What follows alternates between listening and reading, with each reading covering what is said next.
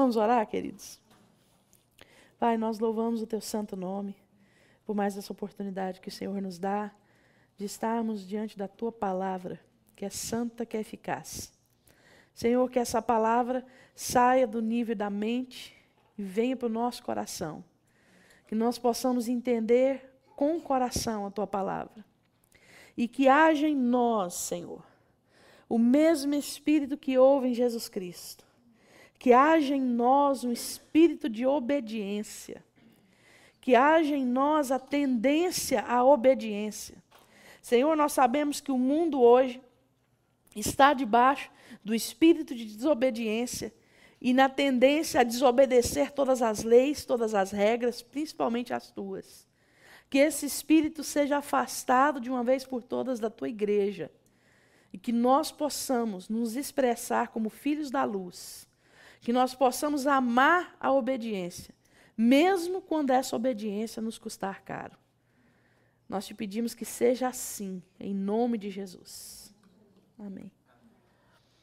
Queridos, por enquanto eu ainda vou passar o caderninho de chamada, tá?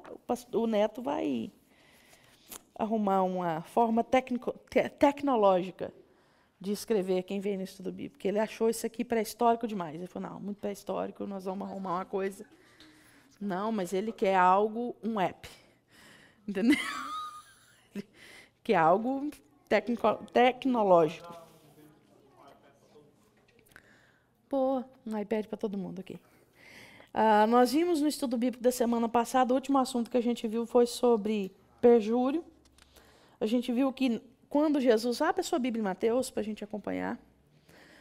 Você viu que quando Jesus fala para não jurar de forma alguma, ele está dizendo apenas que a palavra do crente deve ser sim, quando é sim, e não, quando é não. Que a gente não deve dizer, eu juro, eu prometo, eu juro que eu estava aqui, juro por Deus, juro pela minha mãe, juro pelos olhos, né, da minha filha, como o exemplo que eu dei para vocês. Nós não devemos fazer isso, porque a nossa palavra tem que bastar. E quando a gente jura demais, a gente prova que a gente não é de confiança. Só isso, nada mais que isso. Então, abra sua Bíblia em Mateus, nós vamos continuar daí. Antes de continuar no assunto novo, no assunto de hoje, só quero compartilhar algo com vocês que eu li sobre a ira, que eu achei simplesmente fantástico. Vocês lembram que a gente viu que em Efésios 4, 26 fala assim, para não se pôr o sol sobre a nossa ira? Vocês lembram disso? O autor de um livro que eu estou lendo, ele fala algo muito interessante. Ele fala de quando Saul ouviu aquele cântico das mulheres dizendo assim, Saul matou os seus milhares, porém Davi matou os seus 10 milhares. Está em 1 Samuel 18, a partir do 7. Saul ficou muito irado, muito indignado, e o que falta para Davi? Até eu brinco, né? O que falta para Davi, senão o reino? O reino, é claro que falta o reino. Né? Mas a Bíblia diz o seguinte, e passando-se um dia, no outro dia, Saul levantou disposto a matar Davi. Então, o autor do livro que eu estou lendo, ele fala o seguinte, que quando nós deixamos o sol se pôr sobre a nossa ira, não é mais uma questão controlável. Nós somos expostos ao mundo espiritual e ali entra um demônio. E aí a ira não é mais uma ira de homem, uma ira natural. É uma ira demoníaca, porque entrou ali um espírito maligno. E fala assim, então apossou-se de Saul, um espírito maligno. E ele passou então a intentar contra a vida de Davi. Então é muito importante que nós não levemos nada para o travesseiro. O próprio Davi ele fala assim, a gente não deve levar nada para o travesseiro. A gente deve consultar no travesseiro, no Salmo 4, ele fala isso, se há paz. Não é isso? No nosso coração. Então, é muito importante que, ao irarmos numa situação, a gente não levar isso para o outro dia, porque a partir do outro dia, há uma brecha no mundo espiritual aberta e pode vir realmente um demônio tomar conta daquela situação. Aí a gente não está só irado, a gente já está planejando uma maneira de vingança, uma maneira de, talvez até mesmo, fazer alguma coisa contra aquela pessoa. Achei isso muito interessante e quis compartilhar isso com vocês. Mateus 5, a partir do 38.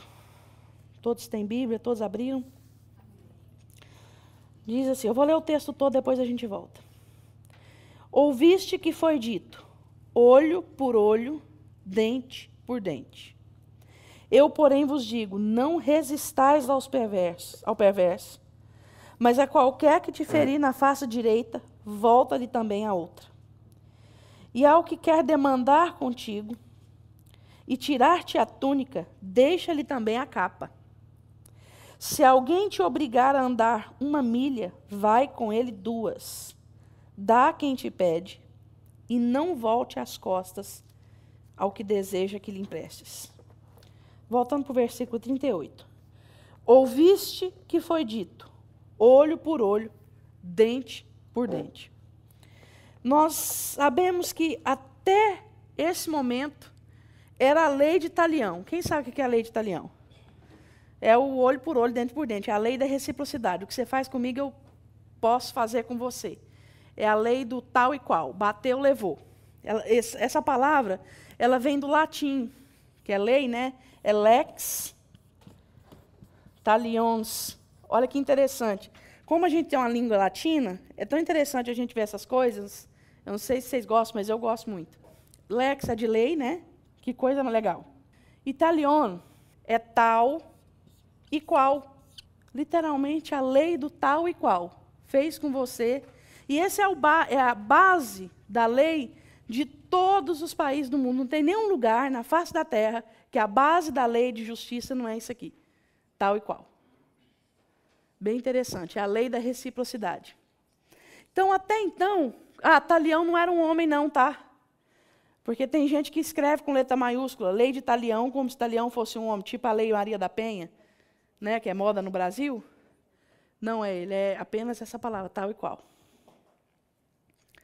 Então, Jesus está dizendo o seguinte, até agora, foi a lei do tal e qual. Bateu, levou, exatamente como era no Velho Testamento. Mas isso não era uma abertura para a vingança. Isso aqui não era uma vingança. Não era como arrancar um olho do Léo, o Léo ir lá e falar, agora eu vou me vingar, vou arrancar o seu. Não. Era um princípio de justiça. Era um limite para a justiça ser estabelecida. Por mais que a gente olhe e fale assim, nossa, mas Jesus homologou a vingança. Deus homologou a vingança no Velho Testamento. Vamos abrir o texto no Velho Testamento para a gente entender bem isso? Abre sua Bíblia em Êxodo 21, marca em Mateus 5, porque nós vamos voltar. Olha que texto esplêndido. Êxodo 21, segundo livro da Bíblia, Êxodo 21. Quem lembra o que significa Êxodo? Saída, muito bem.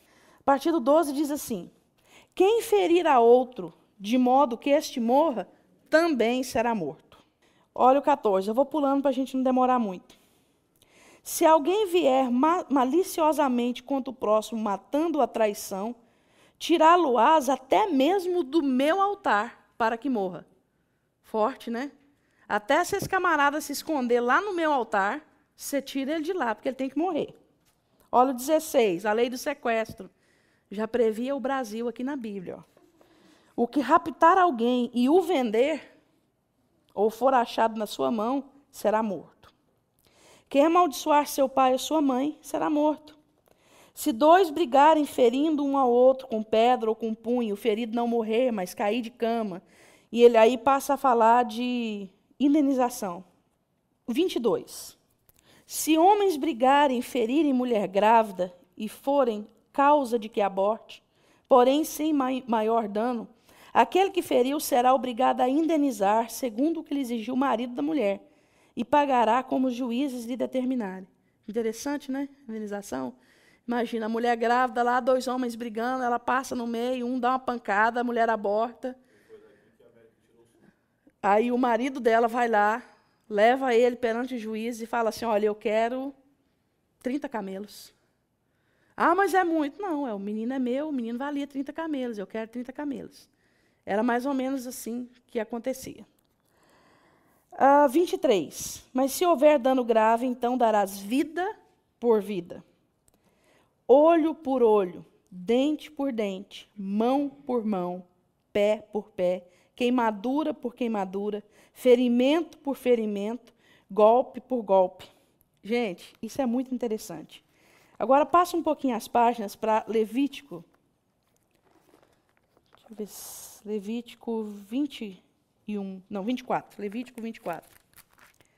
Levítico 24, 19. Diz assim: se alguém causar defeito em seu próximo, como ele fez, assim lhe será feito. Fratura por fratura, olho por olho, dente por dente. Como ele tiver desfigurado algum homem, assim se lhe fará. Tinha gente, voltando para Mateus, pode voltar que nós não vamos ler mais no Velho Testamento. Tinha gente especialista em executar essa sentença, vocês acreditam? Assim como tem hoje especialista, cirurgião especialista, antigamente tinha o executor da lei especialista. No meio lá de um trabalho, o Robinho furou o olho do Léo e o Léo perdeu a visão. Então o Robinho era levado para lá e vinha um cara que era especialista em furar a visão, para não matar o Robinho, porque não podia matar. Era olho por olho. Então essa lei era para limitar a execução da justiça. Porque se não fosse limitado, imagina o seguinte. O pai do Léo é uma pessoa muito rica, milionária. O Robinho furou o olho do Léo. O Léo, então, estava tipo Capitão Gancho, né, com o olho. Aí o pai do Léo, muito rico, falava assim, não, mata o Robinho, mata. Ele tirou o olho do meu filho. Não podia. Tinha que ir lá e apenas fazer com o Robinho exatamente o que foi feito com o Léo. Ou seja, era uma limitação da justiça, e não uma homologação da vingança, e não uma liberação da vingança. Era apenas dizendo assim, fez com você, você pode fazer, para aplicar a justiça, mas não para se vingar. No Novo Testamento, no texto que a gente acabou de ler, Jesus fala, você ouviu o que foi dito, olho por olho e dente por dente. Não é isso? Está escrito aí? Eu, porém, vos digo, não resistais ao perverso, mas a qualquer que te ferir na face direita, volta-lhe também a outra. E aí ele vai continuar, nós vamos seguir cada uma dessas frases que Jesus fala. Mas antes de seguir, eu quero dizer para você o seguinte: o mundo inteiro nos define por cristão, por causa dessa parte do discurso de Jesus. Isso aqui é o filé mignon do discurso, se é que pode chamar de carne, né? É o filé mignon do discurso de Jesus. Isso aqui é aquela gema que você quebra tudo e vai no... Isso aqui é o cerne de todo o discurso de Jesus no Sermão da Montanha. Tudo aquilo que ele fez antes foi amaciando o couro da gente para a pancada que ele ia dar nesses versículos aqui. Nós somos conhecidos por isso. Eu estava falando com a pastora, acho que eu falei com o Neto, de um cara, de um pastor que eu vi eu acho que no Illinois, alguma coisa assim, ou no Kansas City, não, se foi na cidade do Kansas ou... Não me lembro, mas você pode procurar na CNN com algumas frases que eu vou te falar que você vai achar. Ele é pastor, recém-casado, 34 anos, casou com a esposa dos sonhos dele e tal. Saiu para trabalhar, um cara invadiu a casa dele para roubar. Depois que o cara já tinha pegado tudo assim, de valor que tinha na casa, o cara resolveu atirar na mulher dele, grávida, de 8 meses. E matou a mulher dele com o filho. Né? Era o primeiro filho, então ele ficou sem mulher e sem filho. E aí a CNN filma o quartinho do bebê e tudo, e ele sentado, ele chorando, tudo. E aí a CNN pergunta para ele, assim, o repórter da CNN, o que você me diz dessa onda de violência? O que você me diz dessa pessoa? Ele fala assim, eu perdoo ele. Gente, quando eu ouvi aquilo, eu falei, eu não sou crente, não. Eu não sou crente, não. Eu perdoo ele. E eu quero ter oportunidade de ter um contato com ele. Deram oportunidade, porque aqui tem disso. Deram oportunidade. Ele pregou para o cara, ele falou sobre o amor de Jesus.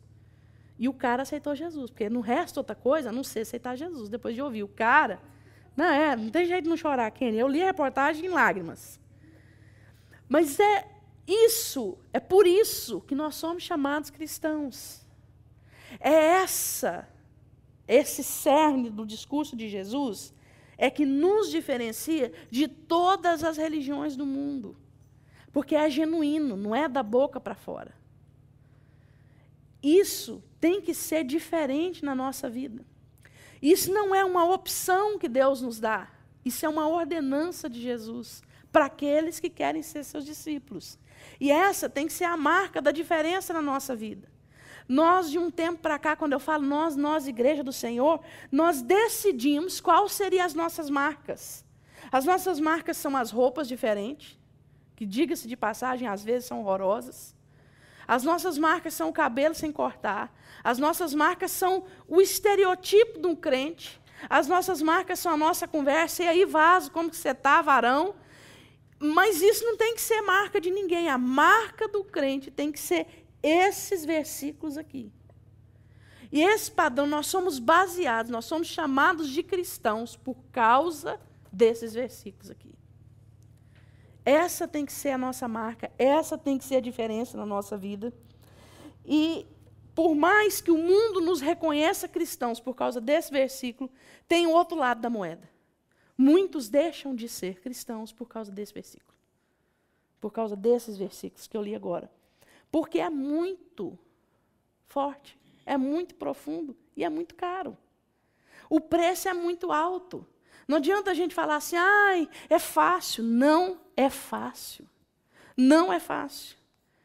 Eu nunca passei por uma situação dessa, né, de perder alguém dessa forma, e ter a oportunidade de perdoar a pessoa, mas eu passo por situações no dia a dia em que onde eu tenho que escolher não me vingar, onde eu tenho que escolher amar, onde eu tenho que escolher dar a outra face. E nem sempre eu dou. Parece que eu olho e eu tenho aquela obediência seletiva. E hoje eu li uma frase assim que me derrubou, que me bateu no fundo, que fala assim, obediência seletiva é igual a desobediência. Não tem assim, desculpa. Obediência seletiva é desobediência. Se você escolhe o que você vai obedecer, na verdade, você já desobedeceu. E Jesus fala no primeiro versículo depois do olho por olho, dente por dente, ele fala, eu, porém, vos digo, não resistais ao perverso.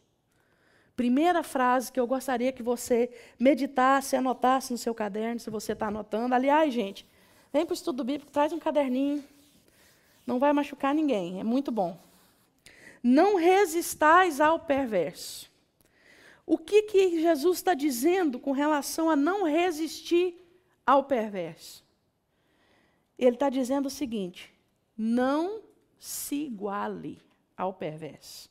Porque para resistir a alguém, você tem que se igualar na força, no empenho, em tudo aquilo que a pessoa está fazendo. Vem aqui, Leozinho, por favor. Se o Léo for me empurrar, só nessa mão, tá? Porque seja bonzinho, mão de cá. O Léo está me empurrando a minha mão. Pode empurrar. Eu não resisti, eu não me igualei a ele. Mas se eu resistir, eu vou me igualar, eu vou colocar a mesma quantidade de força. Só que vai chegar um momento, talvez, que eu nem consiga. Então eu posso, sei lá, de repente, agir de uma forma mais, baixa para ganhar. Por quê? Porque eu estou medindo força. Eu estou me igualando. Então, quando nós resistimos ao perverso, nós estamos nos igualando. Hoje eu li outra frase assim que eu não sou de ler frase de efeito e gostar de frase de efeito, vocês sabem disso.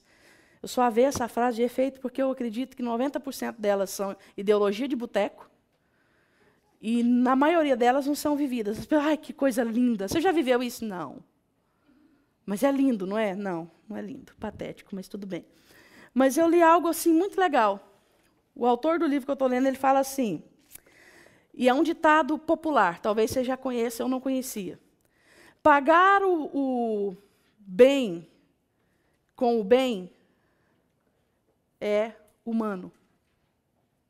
Todo mundo concorda, né? Pagar o mal com o bem, pagar o bem com o mal é maligno, não é verdade? Mas somente pagar o mal com o bem é divino. Somente pagar o mal com o bem é divino. Então, pagar o bem com o bem é normal, é humano. Alguém fez uma bondade para você, você faz outra para ele. Eu fico olhando aqui os americanos, eles seguram a porta para a gente passa e segura a porta para eles. Fica aquele jogo, né, de gentileza na porta. É bem assim mesmo. Mas pagar o mal com o bem, o bem com o mal, é algo maligno. A pessoa te fez o bem. A Débora estava me contando de algo que ela fez lá no trabalho, de bem para a menina. E na hora da menina retribuir, a menina olhou para ela e falou assim, do it yourself. Tipo assim, se vira. Ou seja, é algo bem maligno, a natureza pecaminosa. Mas pagar o mal com o bem é divino, é Deus gerando em nós, é coisa de gente que tem a natureza do reino. Fala para a pessoa que está do seu lado, sua natureza foi trocada.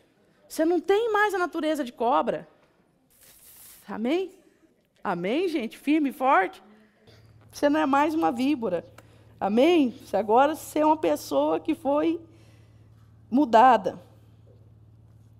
Há um sentimento de justiça em nós, quando nós sofremos algo. Há um sentimento de justiça. A Bíblia diz no comecinho desse texto que a gente leu, bem-aventurados que têm fome e sede de justiça, porque serão fartos.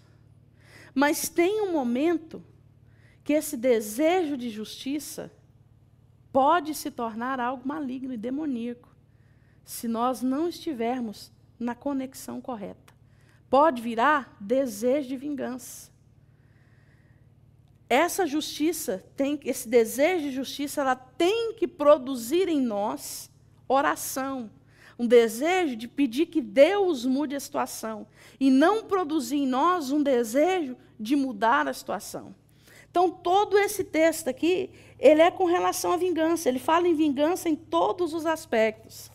É interessante que a vingança gera violência, a violência gera vingança, a vingança gera violência, e a violência gera vingança. Vocês já perceberam que é um ciclo? É um ciclo e não para. Eu já contei para vocês uma experiência que eu tenho dentro da minha família. Agora, o último que a gente perdeu foi, não estou com o meu telefone aqui, se eu não me engano, há 5 dias atrás. Minha mãe me mandou uma mensagem assim, mataram a sua prima, filha do seu tio Joaquim. Por que mataram a minha filha? Aí a minha prima. Ai, que dó. Realmente dá dó, porque é uma pessoa que perdeu a vida, uma menina de 17 anos, mataram uma menina de 17 anos. Mas por que mataram a menina de 17 anos? Porque o pai dela matou um menino de 23 há mais ou menos um ano atrás, da outra família. E foi jurado vingança. Então, eles sabiam que no momento certo isso ia acontecer. Ele tirou todos os filhos homens da cidade, pensou assim, não vão ter coragem de matar uma menina. Deixou a menina com ele. E eles mataram a menina. Então, assim, é um negócio que vai virando de geração em geração. E o espírito maligno vai bebendo sangue de pessoas novas. Por quê? Porque não tem um para falar assim, basta, eu vou sofrer o dano. Eu vou parar, eu vou perdoar. Eu vou dar outra face, eu vou parar por aqui. Mas essas coisas, assim, quando envolve matar, essas coisas de família, choca a gente.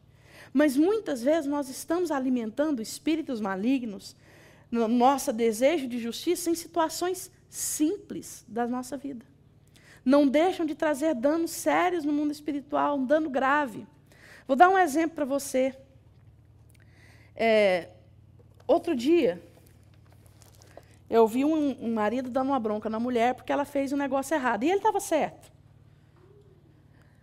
Mas eu vi a situação toda, eu tentei contornar ali, brincar e tudo. Eu só não vou citar nome, porque a pessoa não me autorizou.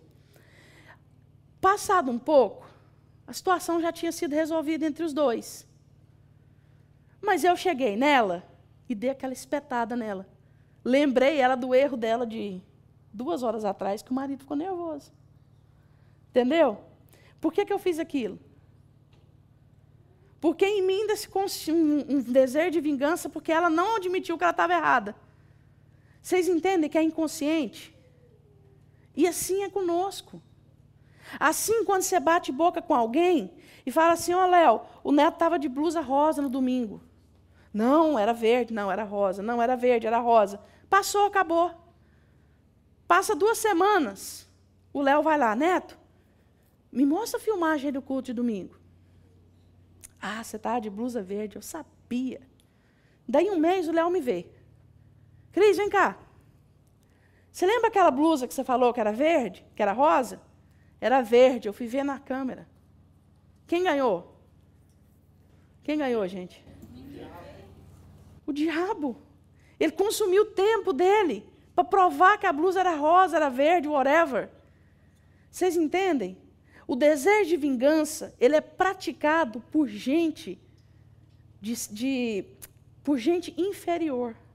Pessoa nobre, ela não pratica vingança, nem nas mínimas coisas, nem nas grandes coisas. E nós temos por obrigação de sermos nobres, de agir com nobreza, porque nós somos filhos do rei. Nós somos a realeza na terra. Nós somos representantes do Rei da Glória nesse lugar. Nós somos muito mais importantes do que Príncipe William, Charles e whatever. Nós somos representantes do Senhor Deus, nós cristãos, na terra. Amém? Então nós precisamos agir com nobreza. E a vingança é o sentimento das pessoas inferiores. Mas não é fácil. Seguindo o que Jesus diz, porque nós vamos ver que a vingança ela é muito mais profunda do que a gente imagina. Abre em Romanos, sem desmarcar em Mateus, porque nós vamos voltar. Abre em Romanos 12.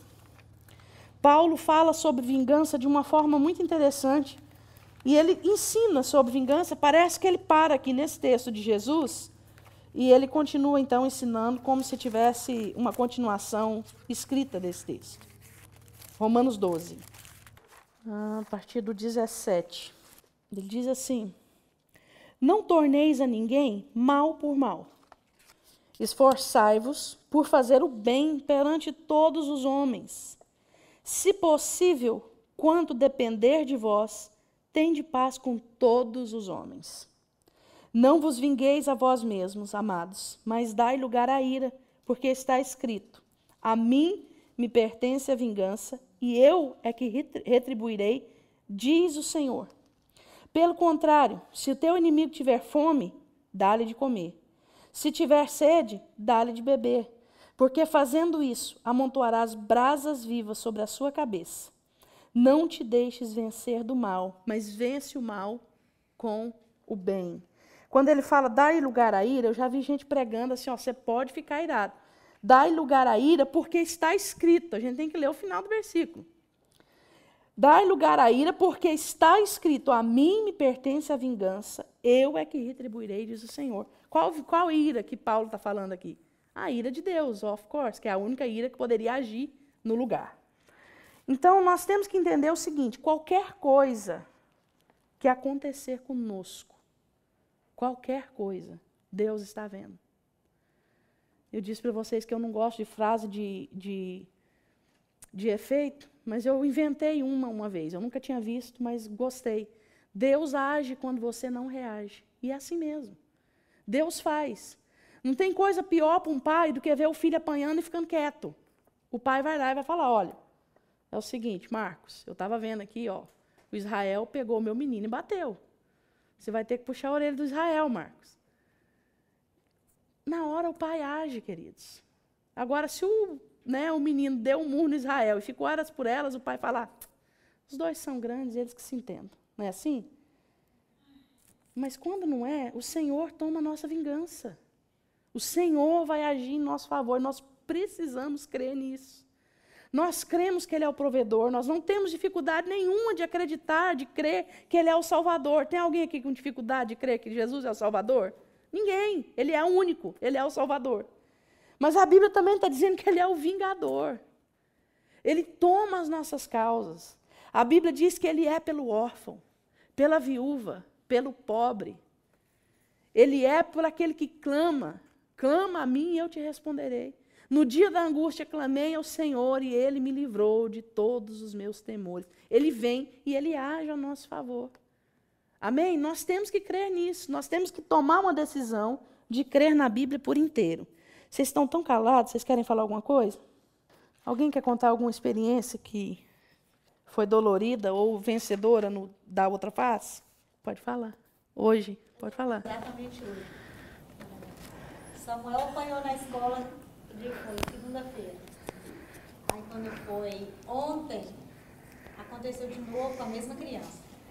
Aí eu falei, não é possível, eu vou ter que ensinar o Samuel a bater. Eu vou ter que falar com ele, porque ele vai ter que revidar, ele vai ter que levantar e sentar a mão nesse menino. E eu fui ficando, e eu já tinha deixado ele na escola. Mas eu falei assim, meu Deus, a minha carne fala para mim fazer isso, mas eu quero fazer o que o Senhor me manda fazer. Aí na mesma hora, Deus falou comigo assim, você vai ensinar para o seu filho aquilo que eu te ensino. Amém. Eu falei, tá bom, não vou falar nada, não vou fazer nada. E o Samuel entrou pro soccer agora, né? E hoje é o primeiro jogo dele. Eles ganharam de 8-1. Uau. Aí Deus falou comigo. Vai jogar no Vasco. Aí não, Deus não time, né? Aí Deus falou comigo assim, a vitória é sua. Falei, a vitória não foi nem do time. Para mim, a vitória é minha. Então eu já tomei aqui. Glória a Deus. Vou ensinar para o meu filho aquilo que Deus está me ensinando. Amém. Na hora, gente, mas o sangue ferveu. Eu vou ter que ensinar, vou ter que falar para ele para bater. Não é possível. Mas na hora, Deus foi assim, foi incrível. A voz de Deus falando, você vai fazer aquilo que eu te ensino. Glória a Deus. E aí você pode ter certeza que você facilitou ele ser um adulto que expressa a glória de Deus lá na frente, porque nós fomos implantados isso dentro de nós. Meu pai falava para mim, se chegar em casa, depois de apanhar, vai apanhar de novo. Não sei vocês foram educados assim? Não é? Você chegar aqui em casa machucado, não provoca briga. Era muito justo, né? Não provoca a briga, senão eu vou te bater. Mas se te envolverem na briga, você não chega em casa apanhado, senão você vai apanhar de novo. Era como nós temos o padrão mundano implantado dentro de nós. E nós precisamos virar isso. Eu nunca vou esquecer um dia que eu vi um menininho, já contei isso para o Neto, para a Josi, um menininho socando o Vini na igreja. Sabe aqueles tapas de cola pulmão? Que você ouve assim, faz bum! Sabe? Parece que a parede é oca atrás. Ele vinha assim, ele tomava força, assim, bum! Nas costas do Vini. Ai, eu fervi. Eu fervi. Eu falei assim, Vini, bate nele, rebenta ele, dá um nele para jogar ele naquela parede lá. Rebenta esse menino, Vini. Fez assim para mim. Ele é muito pequeno, se eu bater nele eu machuco. Eu falei, gente, ele é muito santo, ele é muito inocente. Justamente pelo tamanho mesmo, era só um. Né? Não precisava bater, né? Esforço próprio, não. Era só um, mas ele não bateu. Então, nós realmente precisamos colocar esse padrão, porque o padrão é esse. 1 Pedro 2, se você não quiser abrir, eu vou ler para você. Pode falar. Esse exemplo que você falou aí é interessante, esse último exemplo do menino, porque eu digo que o mais forte cede, mas justamente para não revidar, a pessoa deve estar muito mais forte do que a própria ofensa. Verdade. A dificuldade que a pessoa chega e, de alguma forma, não consegue, e aí tenta se igualar, e aí vai... Exatamente. Esse ponto que você pegou é muito importante, porque o que acontece? Nós não revidarmos não nos torna inferiores. Mas a pessoa que tem sede de vingança, ela sente o seguinte, se eu não revidar, eu fui inferior, eu saí perdendo. E tem gente que não aceita sair perdendo de forma alguma. Um exemplo claro disso, vocês lembram na época, nos anos 60, eles tinham aqui nos Estados Unidos algo chamado de... Era como se fosse em português, seria assim, disputa do orgulho. 2 carros vinham, de frente para o outro, 2 playboys da cidade. E eles aceleravam, você lembra disso, né? Isso era comum aqui nos Estados Unidos. Teve umas 12 mortes. Isso, exatamente. E eles vinham em linha reta. O que desviasse era o bundão, vamos dizer assim. E o que não desviava era o vencedor. Gente, que patético. Vencia e morria, né? Vencia e morria. Quem venceu? Ninguém venceu. Na minha opinião, vencia o que desviava. Eu decidi vencer, eu decidi estar vivo. Não é? O outro pateta ia morrer se eu não tivesse desviado. Ainda ia me matar. Não, eu desviei.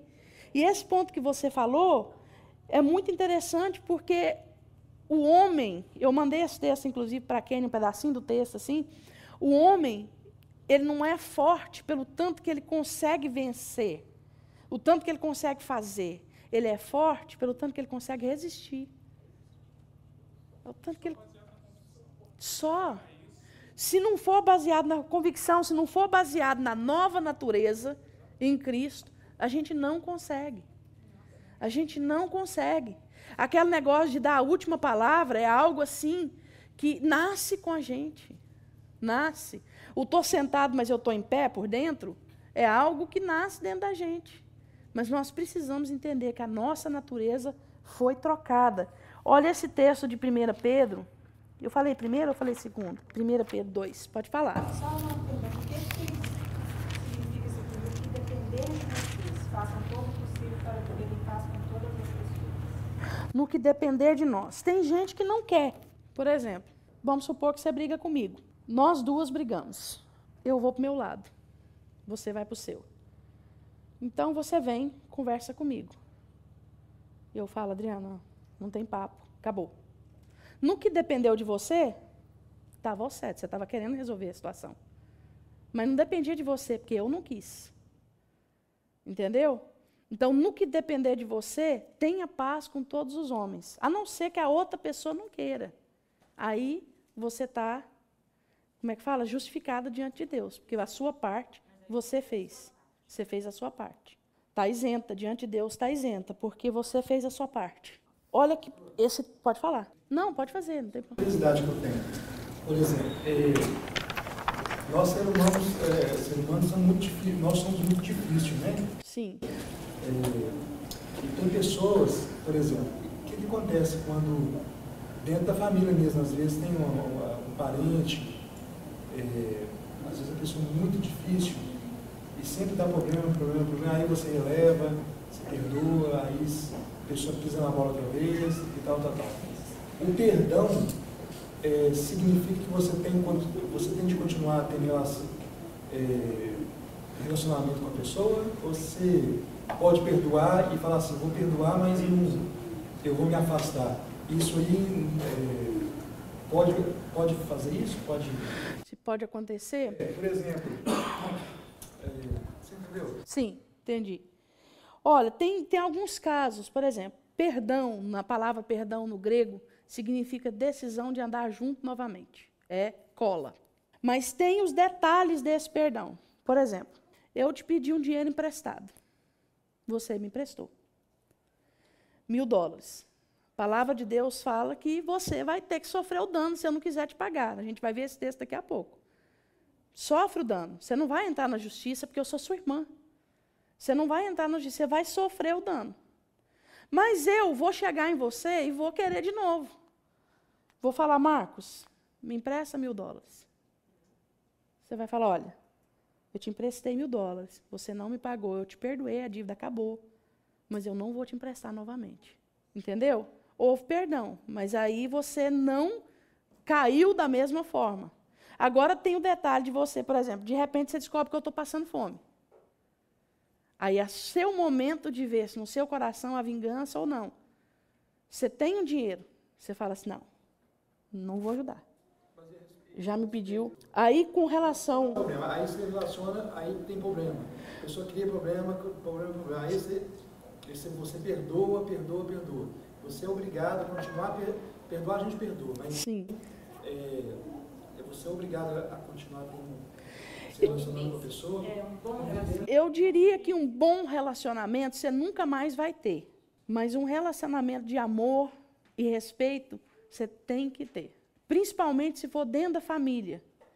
Porque quando você corta um relacionamento dentro da família, você faz muita gente sofrer, porque é a mesma coisa do corpo.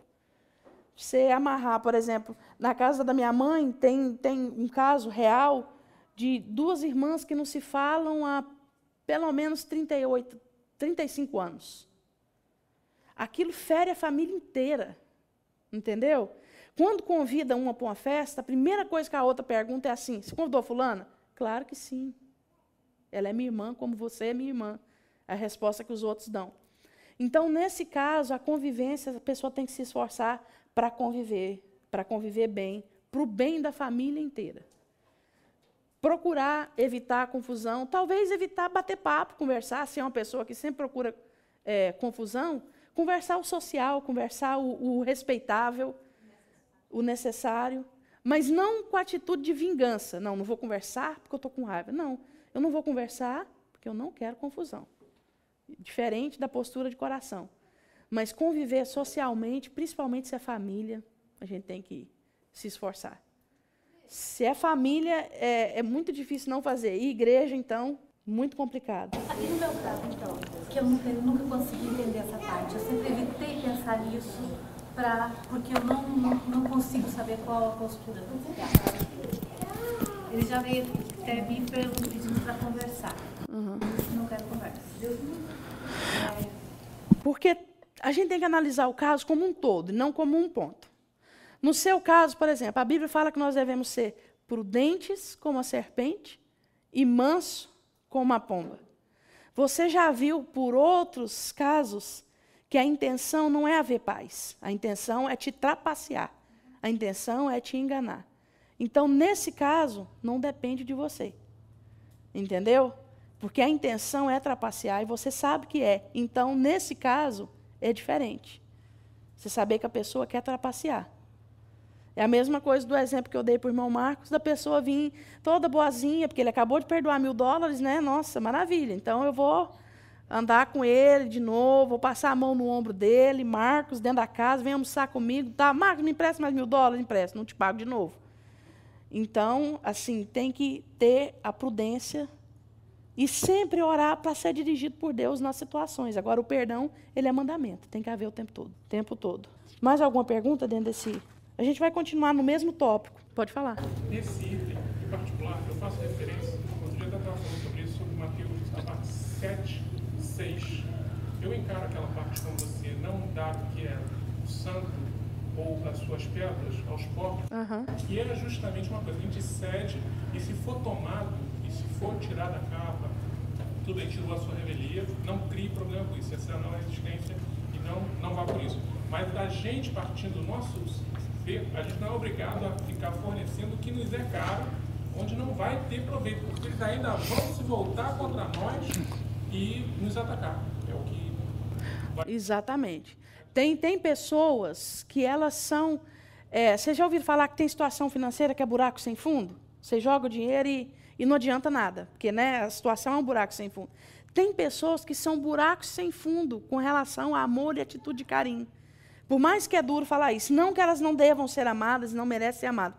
Nós temos que amá-la. A Bíblia vai mandar a gente aqui no próximo versículo que a gente vai ler, amar o inimigo, quanto mais o irmão, né?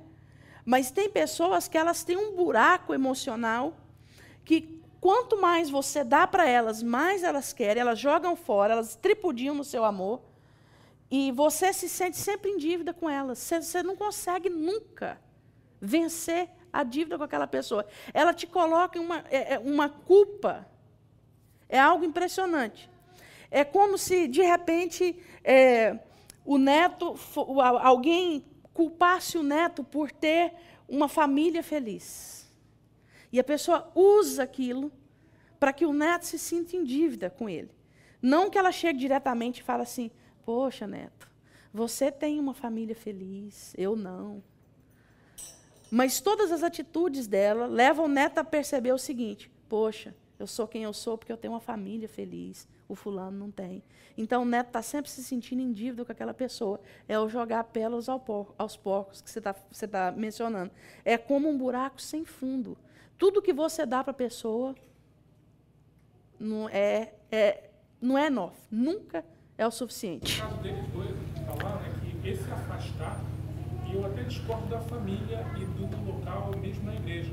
O se afastar pode ser também um ato de amor, até para ver essa compreensão de que não está dando certo, melhor assim, e afastar isso, não deixo de dar o perdão, não deixo de ter amor, mas essa situação, dessa forma, não é produtiva e não leva a... Não, exatamente. Quando eu me falei de afastar, de não se afastar, é no sentido de convivência...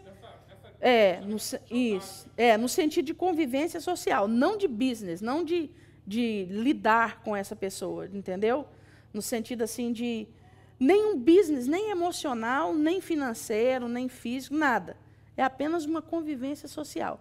Igual eu disse, como seria bom se todas as filhas da minha avó se sentassem à mesa e comessem juntas, ainda que fosse uma numa ponta, a outra na outra. O dano nas emoções da minha avó seria mínimo, porque ela estaria vendo ali as filhas juntas, mas nem isso elas fazem. Então, causa um dano dentro da família terrível. É como fulano não gosta de ciclano, aí o outro toma as dores e vira aquela bola de neve dentro da família. 1 Pedro 2, 21 diz assim: porquanto para isto mesmos foste chamados. Olha que pancada. Porquanto para isto mesmo foste chamados, pois que também Cristo sofreu em vosso lugar, deixando-vos exemplo para seguirdes os seus passos, o qual não cometeu pecado, nem dolo algum se achou em sua boca. Pois ele, quando ultrajado, não revidava com ultraje. Quando maltratado, não fazia ameaças, mas entregava-se àquele que julga retamente. Que pancada. Que pancada. A segunda coisa que Jesus fala é dar a outra face. Eu não sei se vocês sabem, mas dar a outra face para um oriental, dar o tapa na cara, no oriental, era terrível. Assim como para nós brasileiros, né? Eu disse para vocês que eu estou lendo um livro legal sobre isso, mas o autor nem fala, ele fala assim, é como você cuspir na cara de um brasileiro. Na verdade, eu acho que dar um tapa na cara de um homem brasileiro é algo tão sério quanto dar num oriental, né? Eu era adolescente, assim, eu tinha uns 13, 14 anos. Eu lembro do meu avô chegando em casa e falando para o meu pai assim: você não sabe o que aconteceu. O fulano deu um tapa na cara do outro, de mão aberta. Meu pai fez assim: não, sério, isso vai dar morte. E meu avô falou assim: pelo jeito dá hoje ainda. Ou seja, um tapa de mão aberta na cara de alguém, homem briga de murro. Meu pai ainda falava isso: olha, homem não dá tapa na cara de ninguém, homem briga de murro, porque um tapa na cara de mão aberta é algo muito sério. Mas Jesus está falando aqui não é da dor física, não é de eu dar um tapa na cara do Léo e ficar os 5 dedos marcados que amanhã não está mais. Jesus está falando aqui da profundidade da ofensa sofrida. É na cara. É algo muito, é como alguém cuspir na sua cara. O autor dá esse exemplo de cuspir na cara. A ofensa sofrida é muito forte. Só que Jesus fala algo terrível. Gente, aprofunde mais. Esse estudo me dá agonia de alma. Deus, oferece o outro lado. Oferece o outro lado. Se coloca na mesma situação, se for necessário. Oferece o outro lado. É muito forte. E se colocar na mesma situação. Again and again. Eu não vou ler o texto porque a gente está em cima da hora. Vou passar por demandar. Para demanda. O outro versículo. Você está aberto em Mateus ainda?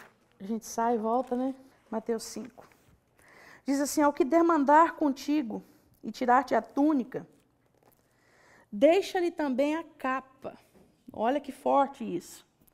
Se alguém tirou sua túnica, a túnica é aquilo de mais bonito que tem em você. Antigamente, só os homens muito ricos, na época de Jesus, tinham uma túnica bonita. Os outros tinham um roupão, um tipo de saco, de linhagem, jogado por cima. Mas aqueles que eram ricos ou da alta nobreza, eles tinham uma túnica. Eu não sei se vocês lembram, em Gênesis 32, é isso? Jacó faz para José uma túnica talar de mangas compridas, colorida. Jesus usava uma túnica sem costura, sem corte, era toda tecida uniformemente. Então era algo muito precioso. E Jesus fala assim: se alguém te tirar a túnica, ou seja, se alguém te tirar a beleza, se alguém te tirar a cor, se alguém te tirar aquilo que mais você gosta em você, vai além.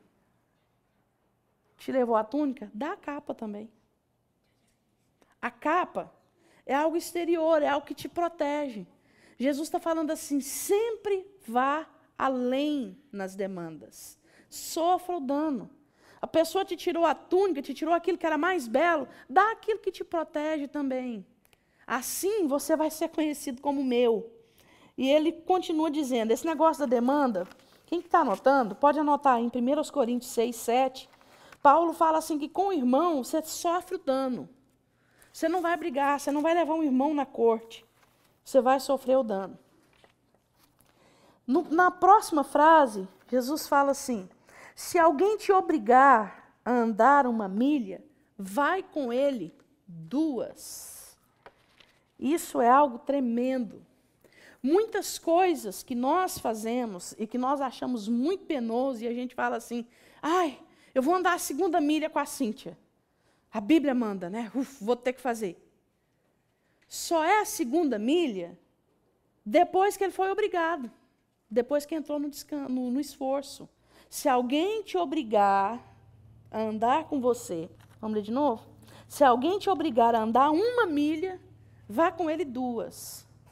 Se eu escolhi andar com o Léo, e eu estou andando, e eu estou ensinando, e ele me ensinando, e a gente andando junto, e nós aprendendo, e a gente orando, e levando a vida cristã numa boa, e está tudo muito legal, muito nice, eu amo conviver com o Léo.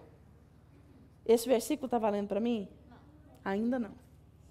Mas quando o negócio ficar penoso, quando o Léo começar a pisar no meu calo, e eu pisar no calo dele, não vamos só ele pisar no meu calo, vamos ser nice comigo.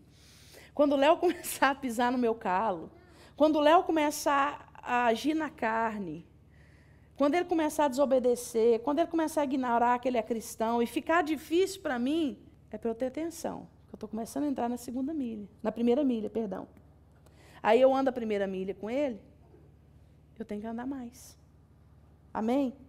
Deus está dizendo o seguinte, começou um negócio, completa, ainda que seja difícil. Ainda que seja complicado, vá até o final, ainda que doa, ainda que vai arrebentando, vai até o final, porque no final é caminho de glória. No final é Deus, é Cristo em nós, a esperança da glória. Mas algo dessa milha que eu achei muito interessante é o seguinte, eu fui meditar em cima de obrigar. Como que alguém me obriga a andar 1 milha com ele? Hoje, há muitas maneiras de se obrigar alguém a andar 1 milha. Pela chantagem emocional. Eu estava comentando com a pastora outro dia, como eu detesto ser manipulada. Eu detesto. De todas as coisas que eu detesto. Tem gente que detesta que fale que falou alguma coisa que não falou, né? Tem gente que fala assim, eu derrubo o circo quando fala assim, você falou isso e eu não falei. Tem gente que fica nervoso quando fala, você mentiu para mim. Tem gente que fica nervoso quando fala, você foi desonesto com relação a finanças. Porque a pessoa é muito honesta, então ela se sente muito, injustiçada quando alguém acusa ela do contrário. Quando eu sinto que alguém está me manipulando, ou tentando me manipular, eu tenho que me controlar para eu não subir nas tamancas, para eu não virar. Quando alguém chega para mim assim, como a serpente falou para Adão no paraíso, assim, não é assim que Deus disse. Quando eu vejo isso, nessa atitude em alguém, eu fico muito nervosa, muito mesmo. E com relação à 2ª milha, Deus falou comigo, tem situação que você tem que se deixar manipular.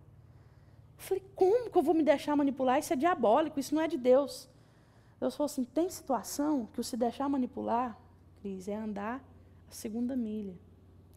Porque a pessoa sabe que você é pastora.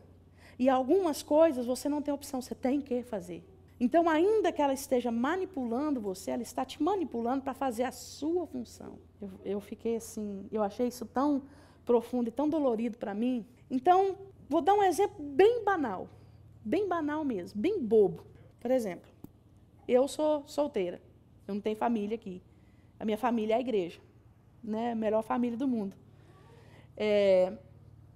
O Neto e a Josi têm uma família e tal. Aí eu sei que domingo é o único dia para o Neto almoçar com a Josi. Né, Josi? Suposto. Ficar com a Rebeca, com o Vini, ter um momento deles de família. Mas eu sei que ele está na casa dele. E eu quero ter um momento com ele. Eu bato na porta. Mesmo sabendo que é o momento dele com a família dele.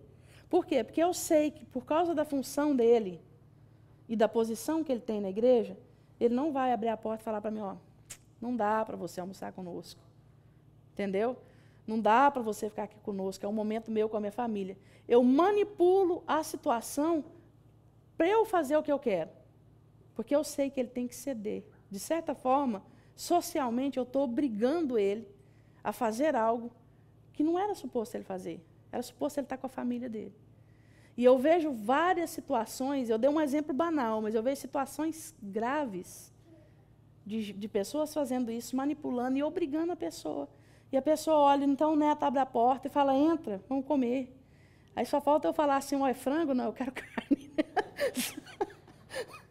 Só falta, mas eu manipulei uma situação e eu obriguei ele a andar aquela milha comigo, no momento dele. E ele abriu. E foi o que Deus falou comigo, que muitas vezes eu sei que tem pessoas manipulando situações, mas eu vou ter que fazer, porque é a minha função. Lá na frente, quem sabe, uma hora a pessoa entende que aquilo é manipulação. Mas esse andar a segunda milha com o irmão é algo que Jesus te obrigou? Não anda uma só, não. Vai duas. Dá o que te pede e não negue ao que te peça emprestado. Deixa eu ver esse versículo aqui. Dá o que te pede e não voltes as costas ao que deseja que lhe empreste. Falta 5 minutos só para as 9, eu vou encerrar esse tópico, tá? O autor do comentário que eu estou lendo, ele coloca algo como bem dentro da família isso aqui. Olha só. Dá ao que te pede e não voltes as costas ao que lhe deseja que emprestes. Quando nós falamos isso, principalmente por causa da palavra empreste, nossa mente já vai logo no quê? Em dinheiro, né? A gente já imagina que aquele pessoal que fica no semáforo pedindo dinheiro, a gente tem que dar, porque a Bíblia está falando, dá ao que ele pede e não nega ao que não vira as costas porque quer que empreste. Mas ele traz isso para um contexto familiar. Ele fala o seguinte, que dar o dólar lá no semáforo é fácil. Emprestar um dinheiro para uma pessoa que te pediu um dinheiro emprestado dentro da igreja, relativamente fácil. Mas dar àquele que te pede em casa algo que não é dinheiro é muito difícil. Talvez, ele põe o seguinte, talvez a esposa está pedindo para o marido atenção. Talvez ela está pedindo. E ele simplesmente ignora aquele pedido. E ele fala assim, onde, nesse versículo, que está falando com relação a dinheiro? Forte, não é? Dá ao que lhe pede. E ele joga num contexto familiar. Ele fala que, às vezes, dentro das 4 paredes, dentro da nossa casa, ele fala assim, dentro do quadradinho da nossa casa, é o lugar mais difícil de expressar isso daqui. Porque é o lugar onde a vingança é mais sutil e ela vem com mais força no nosso coração. Ele falou assim, ele fala, né, no comentário dele, depois vocês lêem esse livro, chama 21 Dias com Jesus no Monte. Ele fala assim, o relacionamento do marido e da mulher, ele tem que ser o tempo todo baseado na justiça divina e não na vingança. Se o marido chega com o mal e a mulher paga com o bem, ela estabeleceu a paz no lar. Se a mulher chega com o mal e o marido paga com o bem, ele estabeleceu a paz no lar. E aí não fica mais aquela demanda dentro do lar, demanda por nada. Nem por uma criança que brigou, até a parte mais séria das demandas entre marido e mulher. Depois eu vou trazer esse trecho do livro para vocês, eu vou imprimir e trazer na próxima aula, porque é muito profundo, muito bom. Eu não vou saber passar com a força que ele passa. Mas para encerrar esse ponto, os pais da igreja primitiva, inclusive São Jerônimo, vocês sabem que eles tinham um concílio e de tempos em tempos eles decidiam algo com relação à igreja primitiva. E com relação a esses versículos de Mateus, eles decidiram o seguinte, algo chamado 9 degraus da paciência e do autocontrole. Eu vou mandar esse resumo para vocês. Primeira, não tomar qualquer iniciativa perversa. Ou seja, nos refrear da perversidade. Segundo, não se vingar do mal. Olha a escada. Terceira, talvez a mais difícil para alguns, ficar quieto. 9 degraus da consciência divina? 9 degraus da paciência e do autocontrole. Isso ok. 4, sofrer a injustiça. 5, conceder ao malfeitor mais do que ele exige. 6, não odiá-lo. 7, antes amá-lo. 8, fazer o bem. E, finalmente, 9, orar a Deus em benefício de quem nos ofende. É muito alto o padrão. Mas tem 2 exemplos que ele dá no livro que eu quero dar para vocês. Vou desenhar, hein? Não, vou desenhar, não. Desenha, vai. Nós vamos mandar a segunda milha. Tá, essa montanha aqui é no... Hã? Desenha para mandar a segunda milha. Ó, isso aqui é uma montanha no Nepal, tá? Esse aqui é uma montanha no Nepal. Isso aqui é aqueles sulcos que eles fazem na montanha para plantar. Vocês já viram aquilo? Tá? Olha que legal. E aqui tem arroz plantado. Bastante. Tá? Então, cada um, você sabe que eles podem andar aqui, né? Que a montanha é alta. Okay. Então, diz que tinha um homem que tinha a plantação dele aqui embaixo. Tá? Aqui está a casinha dele. Legal, né? Então, aqui está a casinha dele. Ele tinha a plantação dele aqui embaixo. Isso aqui é a história real, hein? Diz que o homem bombava a água lá de baixo daqueles rios que você não enxerga, né? Bombava a água para a lavoura dele. Só que o espertinho daqui ia, chegava aqui na lavoura, a hora que a mangueira jogava, ela vinha escorrendo assim, porque eles fazem tudo direitinho para ir escorrendo. O cara furava aqui. Furava aqui, aí ela caía nessa, que caía nessa, que caía na dele. As de lá de cima dele não era nunca regada.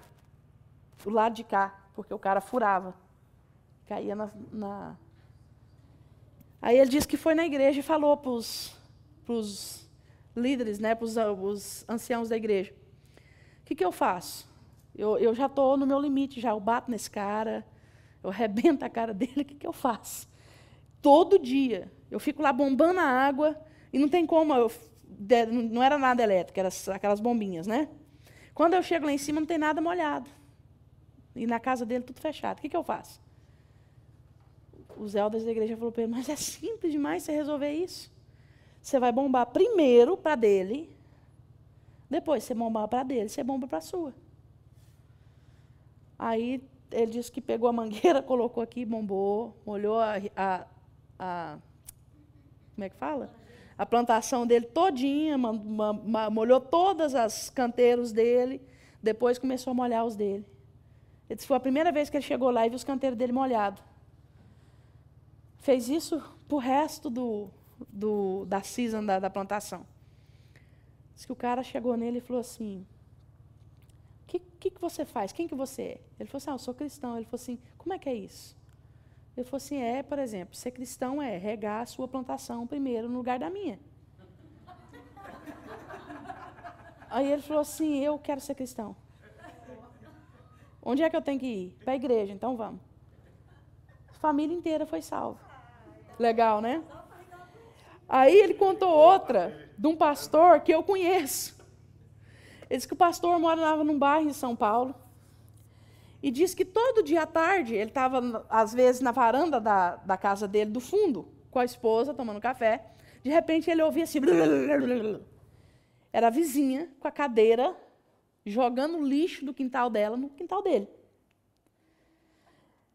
Diz que ele ficava assim, indignado. Lixo, imagina, no Brasil é papel de papel higiênico, aquela coisa toda.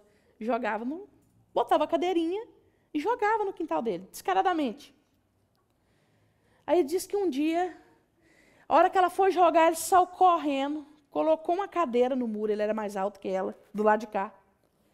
Olhou para ela e falou assim, deixa eu pegar isso aqui para a senhora, porque é muito pesado, a senhora pode machucar, cair dessa cadeira, e na sua idade isso é muito grave.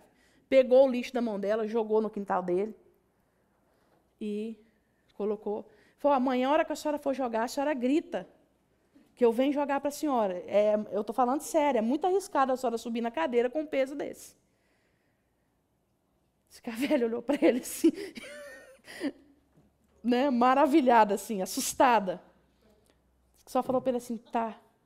Foi a última vez que ela jogou lixo no quintal dele. Nunca mais. Não falou nada. Ele falou, talvez se eu tivesse me vingado, né, pegado uma pá e jogado todo o lixo de volta, ela ia jogar de volta, a gente ia ficar naquela guerra, e eu batendo pá o resto da minha vida. Eu só tive o trabalho uma vez. Eu ouvi aquele exemplo, ele é crente demais. Ele é crente demais. Ah, eu também, Kenny. Eu estou muito longe, muito longe.